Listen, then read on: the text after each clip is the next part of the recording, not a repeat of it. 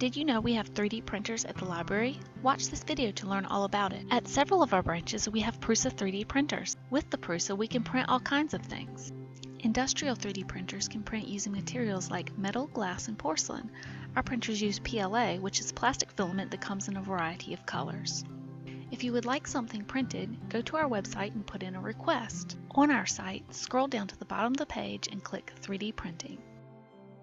All of the rules and the process for requesting a print are listed on this page. 3D printing is still a fairly new service for the library and we're still working out the kinks. Be sure to read through the information on this page before submitting your job. It may change between the recording of this video and when you place your request. At this time, you can request a print job in person at Moore, Ben May, or West Regional, or with the online request form linked at the bottom of this page. And the cost is by weight at a rate of 10 cents per gram with a $1 minimum. If we look at the online form, you can see what information you need to provide. The only mandatory info is who we're printing for, what color you want, and where you want to pick up your item, and the file you want printed. The rest is optional. Once we've got your print files, we'll contact you with the projected price and any other questions we may have. If the price is acceptable, we'll print the item and let you know when it is ready to pick up. Still have no idea how 3D printing works? Keep watching. I'll go through the entire process step by step. The first question you might be asking is, what files? If you have the right programs, equipment, and know-how, you can make your own 3D designs for printing. If you're not quite that advanced, don't worry. There are also quite a few databases of free and inexpensive 3D printing files anyone can download and print. To demonstrate, we'll go to Thingiverse and find something to print. I'll put a link to Thingiverse and some of the other 3D printing databases in the information box below this video. Now I'll search for something. There are a ton of different things to choose from. For example, you could print a cell phone stand. There are all kinds of cute and practical choices.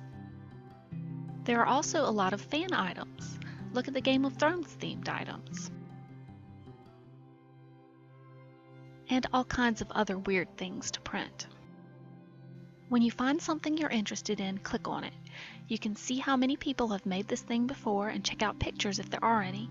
You can read through the description and any comments there might be. This is where you'll find suggestions for the various settings on the request form. If you decide this is the thing you want to print, download the files. I'll enter my request on the website, starting with my personal info, pickup branch, and preferred colors. Then enter the web address for the project and any special instructions you have and click Submit. After you send your print request, you'll see a screen that you can print or save for reference of what you just submitted. You're not through quite yet. You still need to email the file you downloaded to printing3d@mplonline.org. Once the 3D printing team receives your files and request, they will load it into the slicing software to convert the raw STL file into the correct format for our 3D printers. Here's also where we'll enter your requested print settings. After the G-code file is generated, Prusa will give us an estimate of how much time and material it will take to print the item. In this case, it will take approximately 12.6 meters of PLA. There's roughly 3 grams of filament in a meter, so we'll use this to estimate price. 3 times 12.6 times 10 cents comes out to $3.78. I'll transfer the G-code I just made to the printer with an SD card and tell it to start.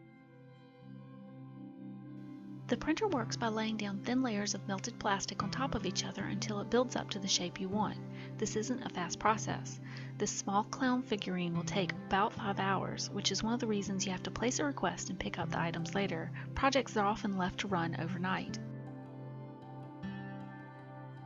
I'll zoom in, speed this up a bit, and keep checking back so you can see how this works.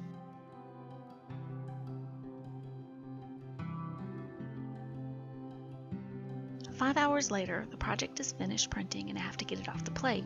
Sometimes picking up the metal plate and flexing it will pop the project right off. This time I'll need to use the scraper.